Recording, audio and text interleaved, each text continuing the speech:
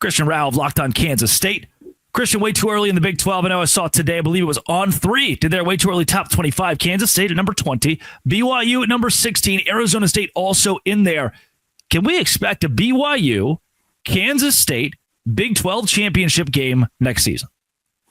I wouldn't be opposed to it, that's for sure. And I really wouldn't be surprised either if that's how we ended up. Look, I think Kansas State is really close to where they need to be.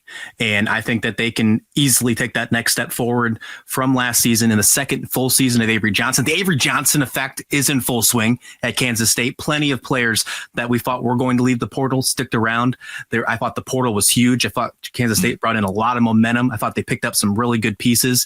And I don't think you should sleep on the recruiting class that Kansas State has as well. I don't know how big of an impact the freshman class is going to have, but just having that depth is going to be really important. And then the flip side of it, as you know, I can talk Kansas State all day, but on the flip side, Drake, BYU is a fun team, and they deserve their flowers. Having Retzlaff come back, I really like what LJ Morton can do. I'm a big Chase Roberts fan. I think he can make a really next step forward.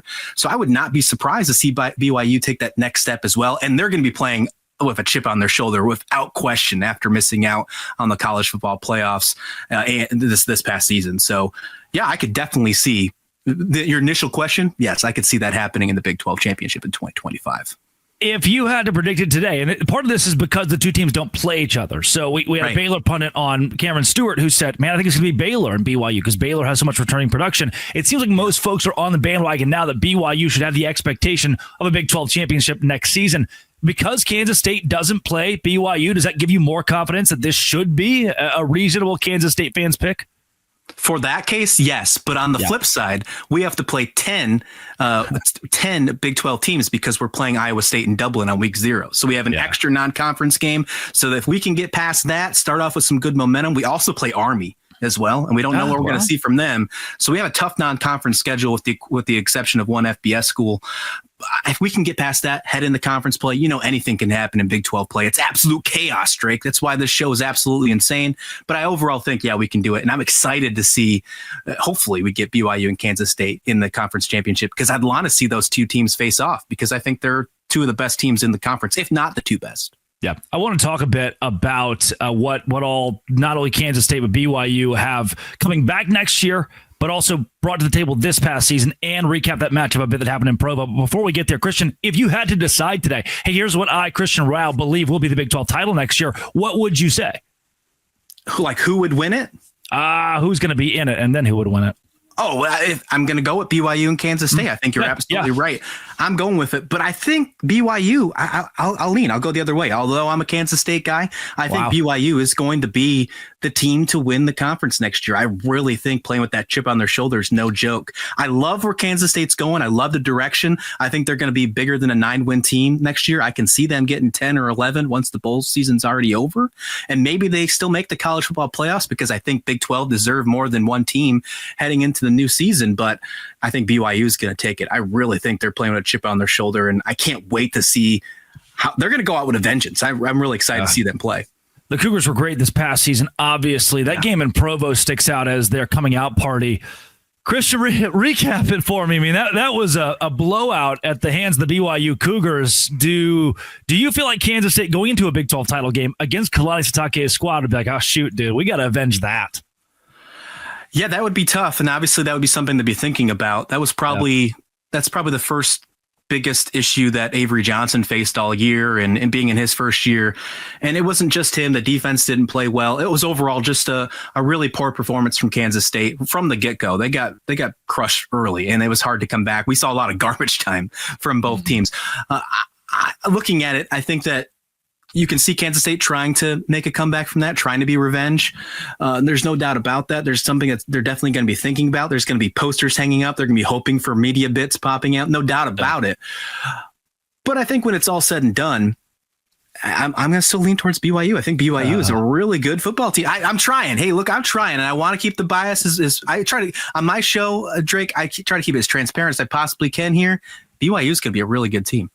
He's playing it down the middle. He's a good man. He's playing it down the middle. I'm trying to be Switzerland a little bit, but the Rhineland. When somebody asks me, they say, "Who's better, the Big 12 or the SEC?" I always say Big 12. I'm a sellout. That's not a down the middle for me though. That's okay. That debate. That's great. Yeah, the best conference in America is the Big 12, college football and college basketball. Leave me alone. Gosh, basketball, we could be doing a little better. We'll talk Kansas State basketball some other time. Sitake's group this past season, less than 20 points a game allowed, 4.9 yards per play for opposing teams. Harrison Taggart, Jack Kelly, Isaiah Glasker. This is an insane BYU team coming back. So you're spot on. You say you think they'd edge out Kansas State in a Big 12 title game. Does that mean overall they warrant a preseason number one ranking and preseason Big 12 champion, similar to how the Utes were last year? Yeah, but I don't know if they want it, right? Because over the last couple seasons, these preseason rankings have been almost backwards. Yep. So I don't know if they want it, but I think you're right. I think if you are going to go out of prediction right now, I'd predict BYU to be the favorite heading into the season. I'd put Kansas State at number 2. I really do like Baylor as well. I think Baylor should be up there, especially after they started the season strong last year. But yeah, if I think it's going to be BYU and Kansas State, those are my 1-2 heading into the year. Yeah, if we know anything about the Big 12, Arizona State, who returns a whole lot of production, including their quarterback, will probably go 4-8. Before you throw the tomatoes, that's a joke. That is just sarcasm and a joke about somebody's got to do it. Has a lot of parity every single year, even for an offense in Arizona State that averaged 33 points per game. Reading a lot here from Athlon Sports and their preseason way too early Big 12 power rankings. Arizona State 1, Kansas State 2, BYU 3. Dylan Edwards, Avery Johnson, they're the two that highlight this list of players coming back for Kansas State. But big question, how do you reload how do you add a couple new weapons at wide receiver? How do you add a couple new guys on the offensive line? Is that a question you feel like has been A, appropriately answered so far in the offseason, or B, could be added on to further in the spring transfer portal window? When you talk wide receiver, I think reload is the perfect word to use, Drake, because with the exception of Jace Brown, you're not bringing any type of production back. Now, Jace Brown is electric. He's outstanding. Yeah. And if we see any type of play that we saw in the Rape Bowl with them using those jet sweeps that they also gave to Dylan Edwards, I think this offense is going to take a next step forward. They added some really nice, interesting wide receivers, Jaron Tibbs, Jared Bradley, former Big 12 player, fantastic.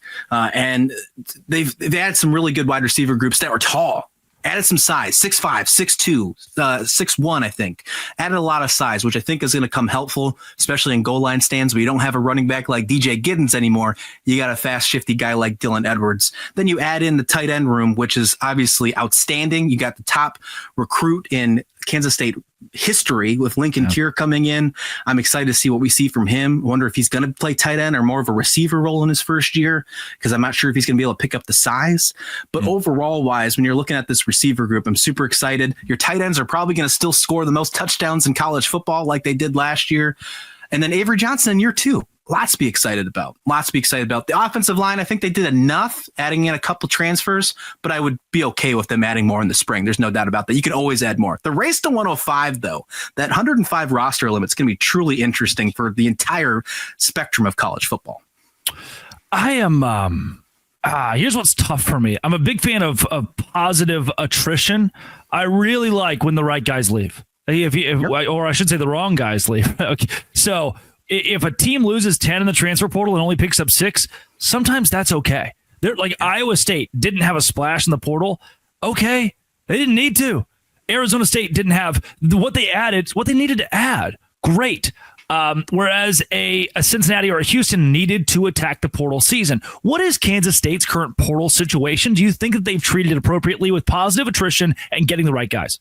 Yeah, they didn't get as many as they lost. It was close, but I think they added very well. They seem to add at least one piece to almost every position group. They definitely pushed their focus towards defensive back and wide receiver, which I think was the main focus that they needed to attack. Wide receiver was the primary. I think that was the number one. I think the biggest wild card to me will be the linebacking room. And because over the last couple seasons in the portal, they've brought in linebackers and they haven't worked out the way that we've wanted them to. This new guy's coming in, 6'4", 225. I feel like he runs the 40 in like 4.4. He's insane. Ohio State, former national championship. He did enter the portal, so I don't think he's winning the Natty. I don't know how that works, by the way. Give him a ring. Give him a ring. Yeah, you should, right? But his name's Gabe Powers. So really excited to see what he does. If he can step up forward, I think that will be a big step for Kansas State. Overall, I keep saying this on my show. The momentum for Kansas State since the Rape Bowl and National Signing Day and this new portal, this portal class, if you will, the momentum is just huge. And I think if they can carry that in the spring ball and then into Dublin, I think this is why I feel so highly of this team and why I think they can compete for a Big 12 championship in 2025. Christian, where can listeners of Locked On Big 12 find more of your work? You can always find it at Locked On Kansas State. You can see it on YouTube and anywhere you listen to podcasts. And I don't have any socials right now for the actual show, but you can find me on Twitter, X, at Christian S. Rao. Always dropping some Wildcat stuff there. Love it. This has been, it always will be. Thank you very much, Christian, for joining the show. Thank you, man. Yeah. Thanks for making it your first listen every single day. Locked On Dose Grande. All right, cool.